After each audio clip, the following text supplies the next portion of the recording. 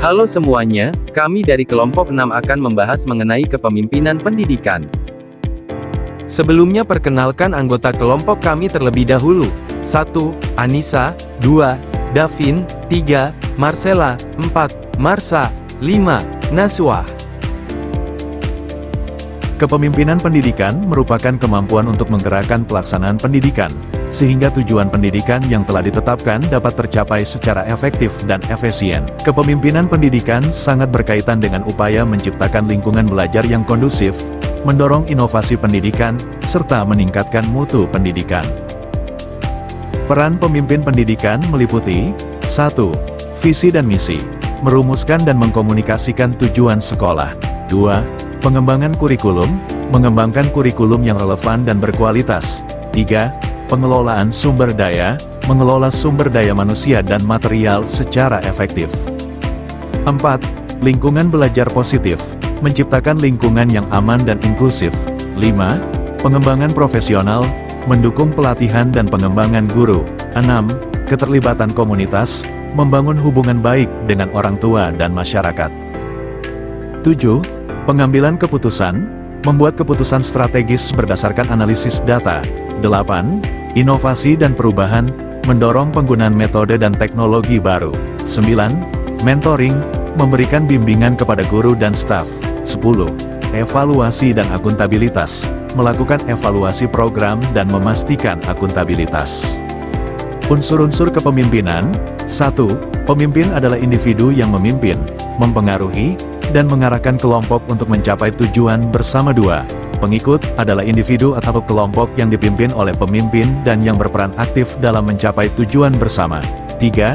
Tujuan adalah arah atau sasaran yang ingin dicapai oleh kelompok atau organisasi yang dipimpin bersama. 4. Pengaruh kemampuan pemimpin untuk mempengaruhi perilaku, sikap, dan tindakan orang lain agar selaras dengan tujuan yang ingin dicapai. Faktor-faktor yang mempengaruhi perkembangan sikap kepemimpinan pada mahasiswa. 1. Kepribadian atau karakter mahasiswa. Selama masa perkuliahan, perkembangan biologis dan sosiologis terjadi dengan cepat, dengan lingkungan kampus dan pergaulan sosial berperan penting. Pada tahap ini, mahasiswa belajar tentang kesadaran diri, mengenali potensi mereka, dan menumbuhkan sikap kepemimpinan seperti kepercayaan diri, tanggung jawab, dan disiplin. 2. Disiplin mengajarkan mahasiswa untuk mengelola waktu dan energi secara efektif sekaligus menumbuhkan rasa tanggung jawab.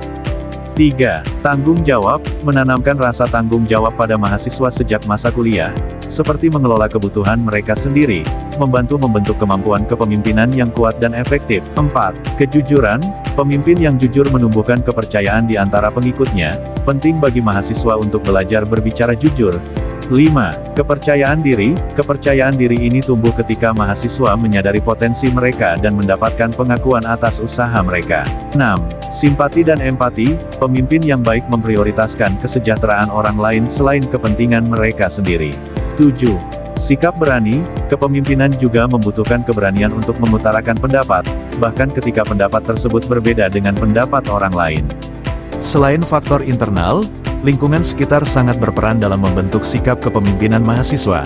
Ada 3 lingkungan utama yang berkontribusi pada proses ini. 1.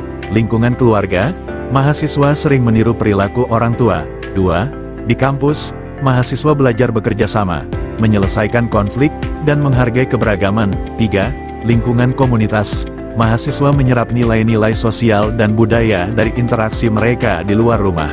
Pendekatan kepemimpinan pendidikan. 1. Pemimpin transformasional berfokus pada menciptakan perubahan positif yang mendalam dalam organisasi pendidikan dengan menginspirasi dan memotivasi pengikut untuk mencapai kompetensi terbaik mereka. 2. Kepemimpinan transaksional berfokus pada pengelolaan yang lebih terstruktur dengan memberikan imbalan atau hukuman sesuai dengan kinerja atau hasil yang dicapai. 3. Kepemimpinan instruksional, pemimpin pendidikan yang menggunakan pendekatan ini berfokus pada peningkatan kualitas pengajaran dan pembelajaran. Mereka bekerja untuk menciptakan kondisi yang mendukung pengajaran yang efektif dan pembelajaran yang berkualitas. 4. Kepemimpinan partisipatif, pemimpin yang menggunakan pendekatan ini melibatkan pengikut, guru, staf, siswa, orang tua, dalam proses pengambilan keputusan. Mereka mengutamakan kolaborasi dan pengambilan keputusan secara bersama-sama. 5. Kepemimpinan situasional, pemimpin yang menggunakan pendekatan situasional menyesuaikan gaya kepemimpinan mereka sesuai dengan situasi dan kondisi yang dihadapi. 6. Kepemimpinan pelayanan, pemimpin layanan berfokus pada melayani orang lain.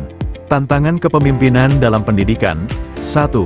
Perubahan kurikulum. 2. Integrasi teknologi. 3. Kesenjangan digital. 4. Pengelolaan data. 5. Kepemimpinan inovatif. 6. Pengembangan staf. 7.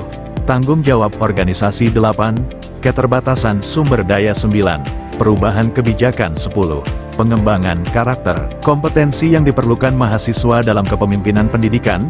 1. Kemampuan komunikasi yang baik. 2. Keterampilan manajerial dan organisasi. 3.